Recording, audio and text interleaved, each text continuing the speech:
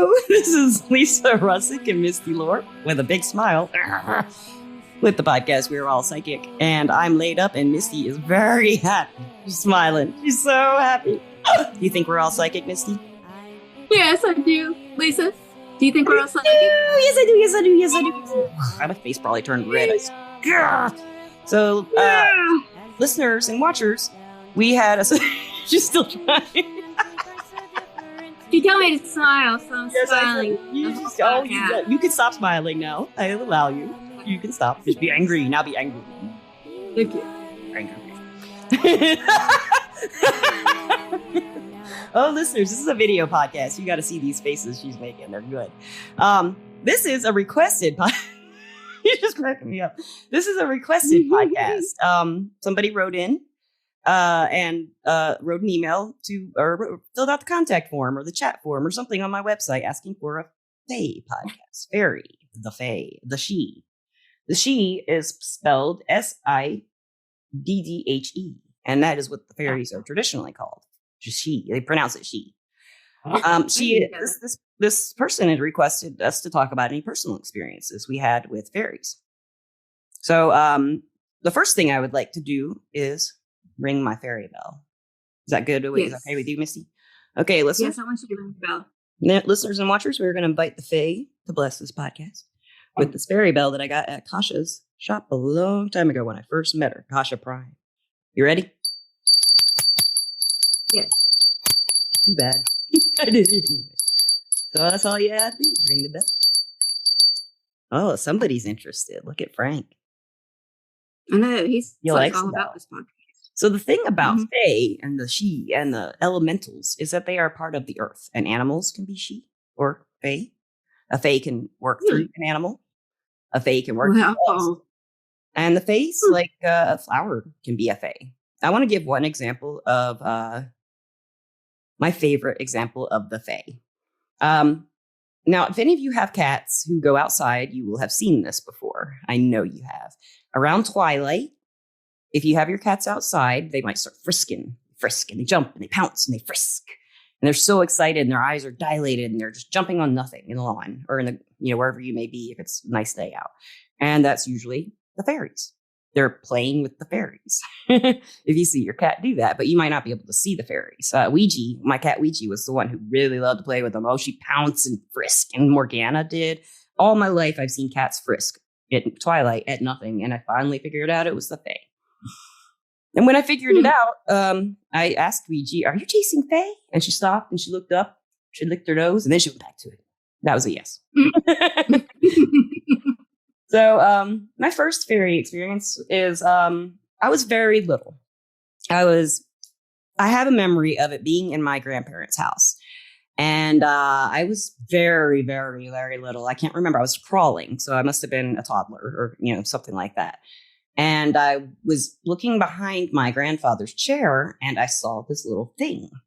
And I was like, what is that? And as a baby, I just thought it was a regular thing, but I'll describe it to you.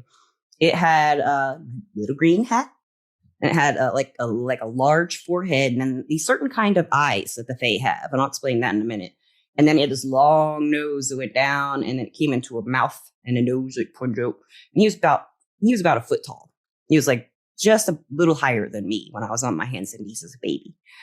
And he gestures to me. He doesn't say anything. He just gestures like, come, come, come. And he bopped like this, but he didn't bop. He went from here to here to here, like real fast. Like he'd go down on one knee, but it's like he's popping. They move weird. They move like this sometimes. Yeah. And I didn't know anything then. I just remember this memory. And then I followed him. And then the next thing I remember is I followed him around a doorway to where the front door was.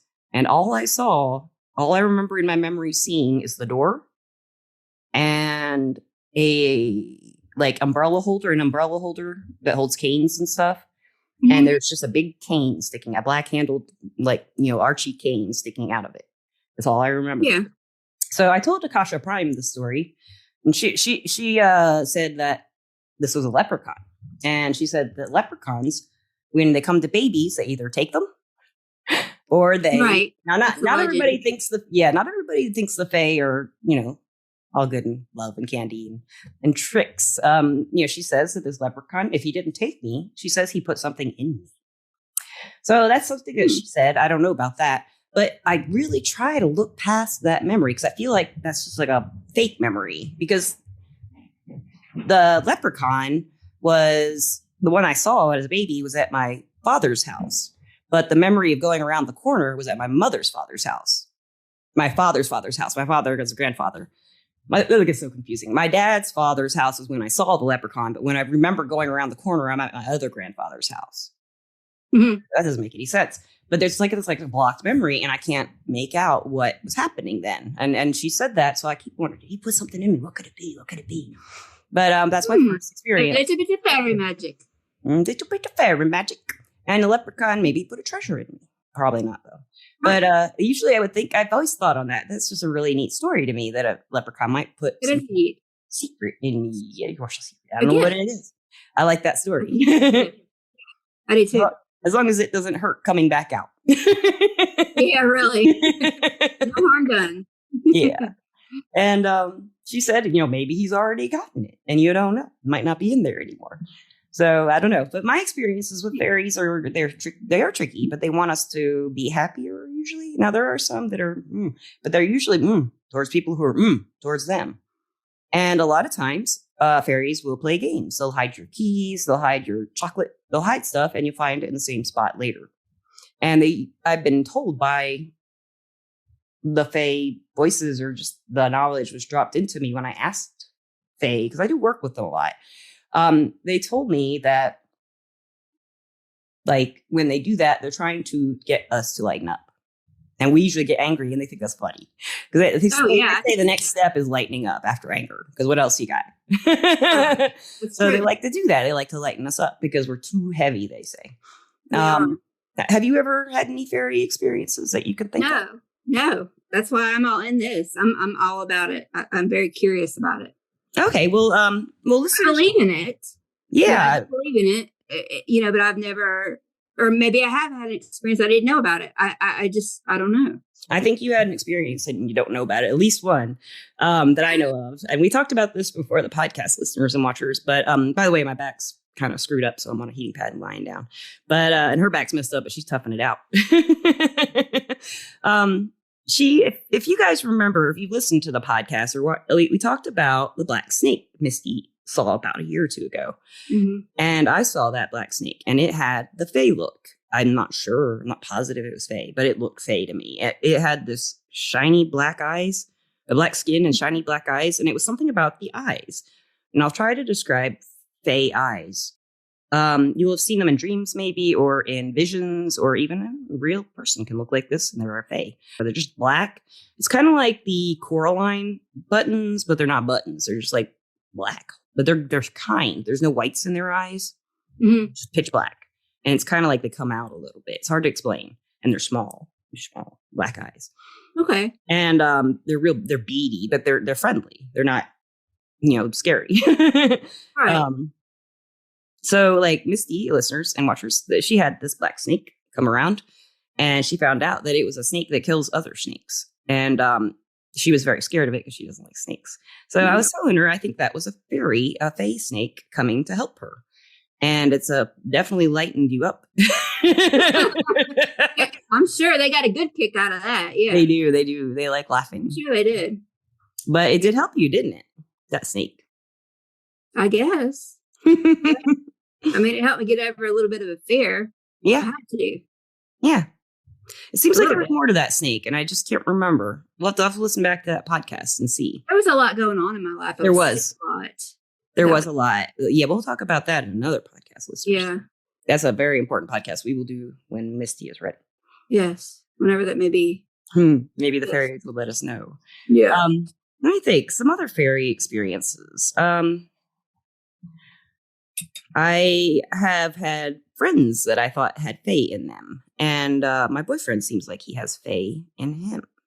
A lot of redheads and Irish people will say, or Scottish or British Isles people will say they've had experiences with fairies. And I am half Irish, or a little bit Irish, some Irish. But And Missy, you got to have some British Isles in you with that pale skin and your hair was light, and I wanted to play this for you guys. When we were getting ready for the podcast, I rang my bell. Fairy bell for my boyfriend. Speaking of the Fae boyfriend possibility. And if you can hear this, this is what came through in his recording. Do you hear that, Misty? Mm-hmm. All right, so I did it again.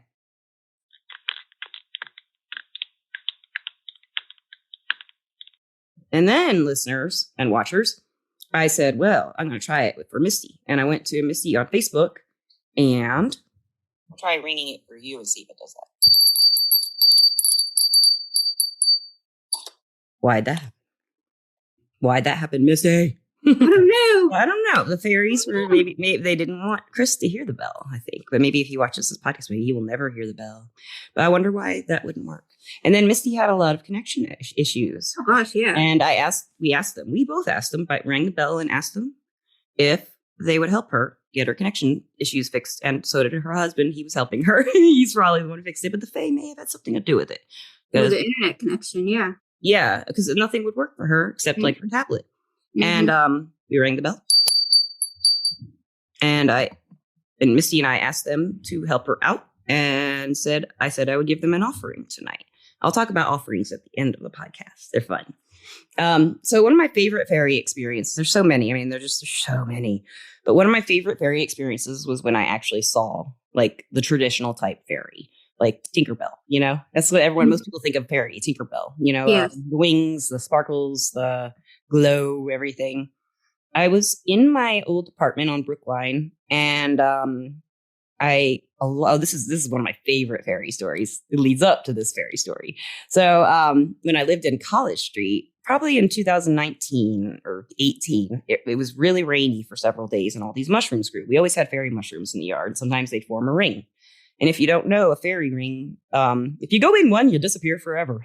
That's the legend, but that's not what happens. I went in there, I didn't feel anything, but I felt a fairy ring in my yard. That's about all I felt. But then one day, it had been raining, and all the I've never seen mushrooms do this. I guess they do, but all these huge mushrooms, they were big too. They're like white mushrooms about this big. They all they're like caps, and then they all turned up and open like this, inside out. And they were filled with water, like little cups of water. And I got one of my essential oil, like empty, clean one that you can suck up water like a dropper. And I got that and I filled up a jar to keep this water because I figured it was from the fairies. It's from mushrooms. It rained. The mushrooms don't do that. I've never seen a mushroom do that. I guess they do, but I'd never seen it. And so I kept this water and I got it all. And I was like, wait a minute. No, I got to leave a little bit. So I went through and I put a little bit in each of the mushrooms because they kind of tell you, but you don't know. They don't tell you with words. You just kind of know what they want. I realized from my point of view, they were telling me, yes, take this water, but leave us some. And so I did. And I put it in, I'm going to go get that water. Be right back, Missy. Entertain the listeners. Okay. All right. Ow. She'll be right back with fairy water. Mushroom fairy water. Real fairy mushroom water. Mm-hmm. Yep. Heard it's good stuff too. Yep.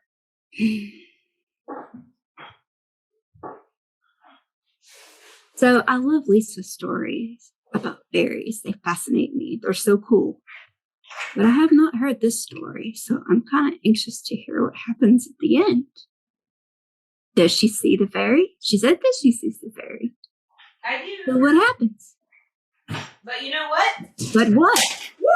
Uh-oh, she dropped the Fairies are really water. playing with us, Misty. Uh-oh. It's pretty ironic, too, because the painting that just fell off the wall, Yes. it's a fairy tree. It just fell off the wall. And I can't find the mushroom water. It's always right where it is, and it's not there. Of course it's not. Oh, they playing. They playing, listeners and watchers. I love it. And that's what they love best, I think. To play with us, give us gifts. And the gifts often are burdensome, but they teach us good things to be happier. Oh! Did you see how fast? See how fast? Gandalf's a little fairy cat. He got very excited when I rang the bell first time. He was. So anyway, I did take this water, and when I moved into Brookline, I had a rosemary plant in my apartment. So I took some of this water. I made a fairy offering, which I'll explain how you do that. I took some of this mushroom water and I put it on the rosemary. I felt like they wanted me to. And that's where I had like little fairy furniture. I went to Dollar General and got some of that. Oh, yeah. Furniture. Yeah, I've had that before. Yeah. I set those all around the rosemary with like little stools of rocks and like a little chair with a little rock footrest, and you put out silver for your offerings and the cream and honey, I'm sorry. And right when I put the water, like I touched the water, I felt I put it on this rosemary plant, and everything seemed to feel different. I can't explain it. And I sat down. I was sitting right here. This is like my spot, but in that apartment, my window was over there, and that's where the offering was. And I was just sitting there, and all the lights were out, and the candles were lit, and the cats just started frisking like all over the place. Frisk, jumping off the walls, climbing the tapestries.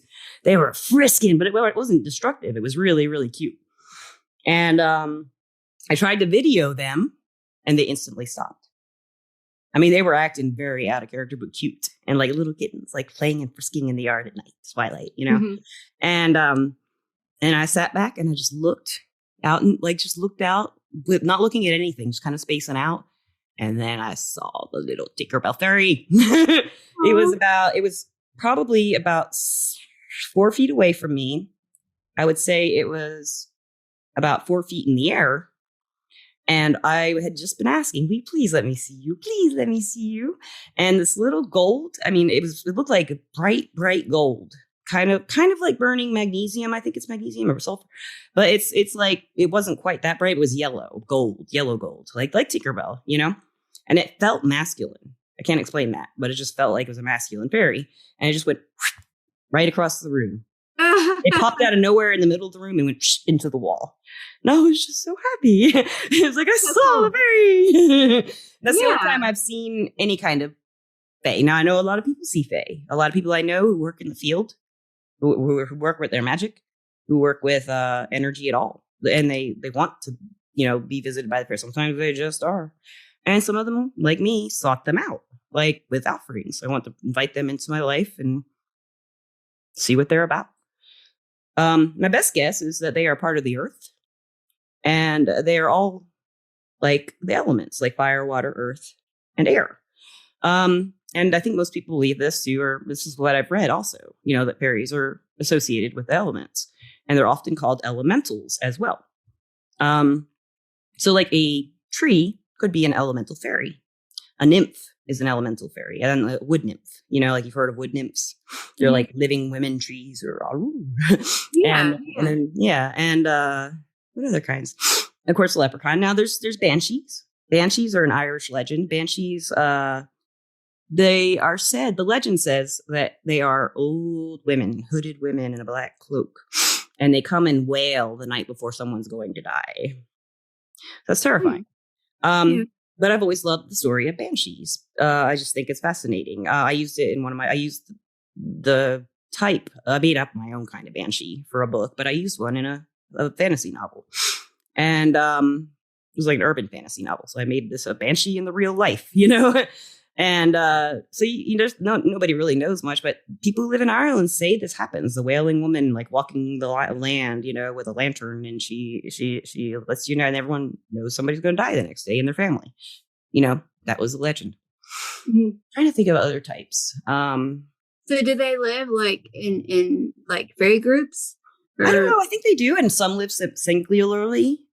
I don't know. I think they're all like people. Sometimes they're in big groups. Sometimes they live alone. I did see a white fox once. I told you about that, I think, Misty. I had a really bad night one time. I may have talked about this on the podcast before. I was walking downtown Decatur at like 3 a.m, 2 a.m, trying to find a place to stay. And this fairy fox, it was a fairy fox. It was a white fox. There's no white foxes in Decatur. It just jumped out of the bushes, looked back at me and ran a little bit, and then looked back at me again, and then jumped in the bushes again. So I followed where he was jumping out, and I just kept going that way. I'm trying to think of, and it felt like that fox was there to kind of guide me into a safer direction than I was going to go. I think It was so, a really yeah. dark street and I didn't know where I was. Yeah. And let's see. I think there are like a lot of flowers are considered fae flowers. Fairies like flowers, supposedly. The little kinds like the Tinkerbell kinds like the flowers. And let's see, what else? Do you know of any kind of fairies that you can think of off the top of your head that I haven't mentioned? No, not that I can think of. I think you've named them. Like They're like big bads, like ogres and orcs, and some of those are considered fae. I've never had experience with like a fae monster that I know of. Yeah. From what I understand of the fae, they're really peaceful. They want to keep the land and the earth healthy, and they want to keep people healthy. And if they're not healthy, they may come along and make us healthy some way or another if they want us to. If I don't know what causes them to be attracted to people in any way. I don't know. But maybe they will tell us during this podcast or after my offering. I guess I'll tell about offer. That's what I was going to tell. I was going to talk about the offerings.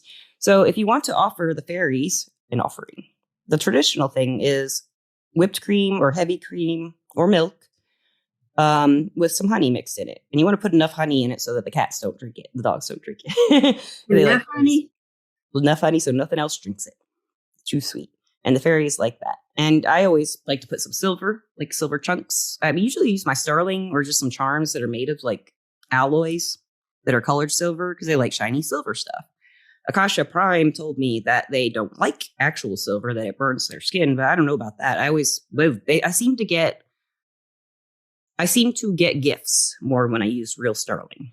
Because I really love shiny. And another thing you can do with the fae is, I've read this and I've done it. They seem to like it. Get a mirror and focus it, like tilt it to where it's looking at your fairy offering, your honey and cream, whatever you offer them. You might feel like they say to you, "Hey, give me a cracker," or "I want some cake." They've asked me for specific things before, like a grape or a raisin or something like that. And you put the mirror over, like tilted to where it's looking at the offering. Some people believe they come through mirrors and they live in mirror worlds and they can drink the milk that way. Some people say they're just so small you don't notice any that's missing.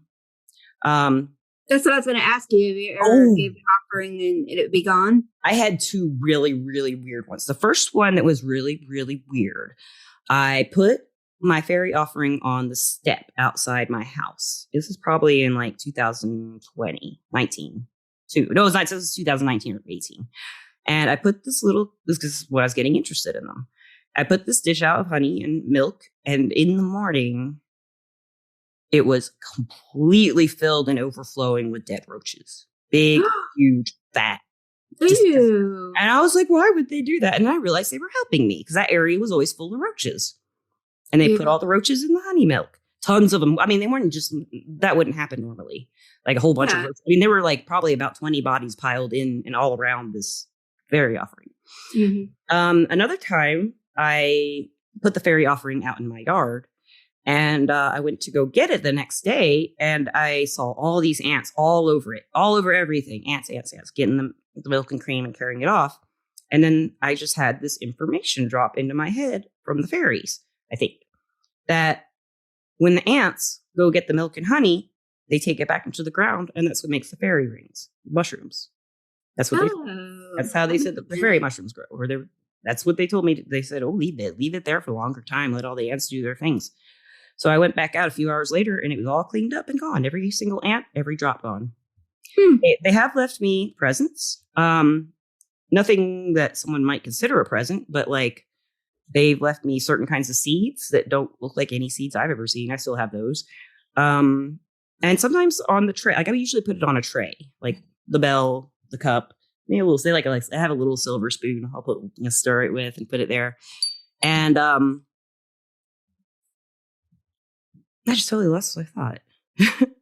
You were just talking about, how the food on there, you would do different things and you would put it. Oh, the rewards, the treasures they would give me. Yeah. I'm trying to think of, there's been other ones. I mean, to me, the fairy mushrooms were the biggest gift I ever got from an offering because that was just really, really magical and special. Because after I took the water and put some back. I looked back out there maybe an hour later and they were all normal again. They were. Oh, wow. So you got right in time. Yeah. Yeah. It's really weird. Trying to think. I think that one with the roaches was really weird because that was one where, if you're scared of fairies, you're going to be scared of that because it was gross. I bet. What? The roaches? I bet. Yeah. It was just, oh my God. But then when I realized they were being helpful or showing how they can help, I was like, oh, that wasn't scary. But I mean, imagine somebody who really hates roaches. Nobody likes roaches, I don't think. But that'd be terrifying. It was terrifying when I saw it. But then I threw the roaches out into the yard and cleaned the bowl up. And I was just like, I think that was a gift of some sort, and I didn't see any roaches around that area because we had a big oak tree. And in Alabama, guys, oak trees are where the big, big, yucky roaches live. And it was on the other side of the house, but we always had them all around that area because the trash cans were there, I guess. I don't know. They were always loving that area and they weren't there for like a week or two after that. So interesting. Yeah. That is cool. So if you're making a fairy offering, you do want to mix the honey and milk, the bowl. I usually use like a little rock bowl. You can use anything like anything you want. And the silver charms. I put sometimes some gemstones because I have gemstones and crystals. They love crystals. And traditionally, so you put your offering outside and then you ring the bell, let them know, and leave. And check the next morning if they have left you anything, or if, in this case, they won't leave me anything, probably. This is their gift. They're making Misty's computer work. We asked them, and we said I'd leave them an offering. And Misty, you going to leave them an offering too? Yeah. Do you have any bells? You can use a jingle bell. You don't have to have a fairy bell. You can use a jingle bell. You don't have any bells on your Christmas tree or anything? Well, I'll just have to do the fairy offering. I need a bell. I'm expecting you to have to do it, I guess. Okay, I'll have to do it. Sorry. Maybe when you go to bed, you can just whisper to the fairy something that, a gratitude. And they'll know. So, listeners, if you've had any experiences with fairies, we'd love to hear about them. I'd love to talk about them. I mean, there's more. I just can't think of them off top. I was thinking of so many earlier of that I've had with fairies. That's how I explain these experiences anyway. I think, Misty, now that do you have any questions? Because you had said before you wanted to ask some questions about. Well, yeah, I wanted to know about, where do you think they live too? I asked about, if they lived in groups or not, but where do you think they live? Do they live in different dimensions, do you think? I think they live in I don't know. I don't know the other dimensions and stuff. It's not something I can wrap my head around a little bit, but not really. But with the fairies, it feels like it's an Earth on Earth. It feels like they're just out of our view all the time. That's the only way I can explain it. Especially when you're outside, they're just out of view. And if you look, I thought I saw that tree smile, stuff like that. Right. And I think, Misty, didn't you say you hugged a tree recently, like in the last couple of years? You just felt really. Yeah, I have. Uh-huh. So I was a great hugger. Well, how was that for you? It just felt good. Yeah. Energies felt good. So that's like the Fae energy. That's like the heartbeat of the Fae is tapping into something in nature, like hugging a tree and letting it affect you. To me, that's where the Fae live, in nature's heart. And I don't know if that's a place, but to me it is, Okay. That's the best way I can explain it, but they're always just out of view is what it feels like. They're always watching. Like elves at Christmas watching the kids. Yeah. So that's kind of what and elves are sometimes considered Fae, So. Yeah. Speaking of. Yeah. Do you have any other questions? No, I just find it fascinating. I just like the stories. Yeah. There's so many fairy tales and fae tales, and you just search them on the internet and you'll find a million zillion. So why do they call it fairy tales? Tales of fairy. Do fairies have tails? Yeah. Why is stories that are make believe called fairy tales? That's true. Why is that?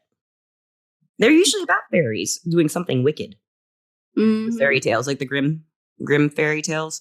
The old ones, the traditional ones, were really gruesome. Yeah. And some people I took a lot of English classes, and we studied fairy tales in some of my classes. And the teachers would explain that these were like allegories that people made up so their kids wouldn't do stuff. you know? Right. And the fairies would get them. So that's kind of like Brother Grimm did that, you know, that perspective. So the fairies will get you if you're not good. Now, a lot of people really do believe that the fairies will get you if you're not good and you have them involved in your life. And it's whatever they consider good and whatever kinds of fairies you pick to hang out with, what I understand, or pick to invite in. So if you do want to work with fairies or invite them into your life, be specific. Nice, kind, good fairies. Yes. They do not want you to do bad things. No. And they just want you to love on them and them love you back. That's the best kind of fairy, if you ask me. Me too. So, and I guess in closing, any last words for the listeners and watchers, Misty? Well, I think they should try doing a fairy offering now. I think that's a good idea. Yeah, I think so. I think everybody should do that tonight. And if you do, or you can do it tomorrow, the solstice is a good time to do it. Yeah, I'll do one tonight and tomorrow night. Okay, I'll find a bell. And I'll get you a bell by tomorrow. We'll both do one tomorrow. All right, sounds good. But listeners, maybe you and watchers, maybe by the solstice, you'll hear this and watch this podcast, and maybe you'll find a bell in your house. It could be any bell. And it doesn't have to. Maybe you can go ding, ding, ding, ding, ding, ding, or you can play the bell from the podcast if it works. We don't know. That's true. Very true. We don't know yet. Did you say fairy true? Very true. Fairy true? That's what I thought you said. Fairy true? Oh, it's very Okay, well, yeah, I guess that's your homework for Misty. Yep. And in closing, thank you, fairies. Thank you, listeners.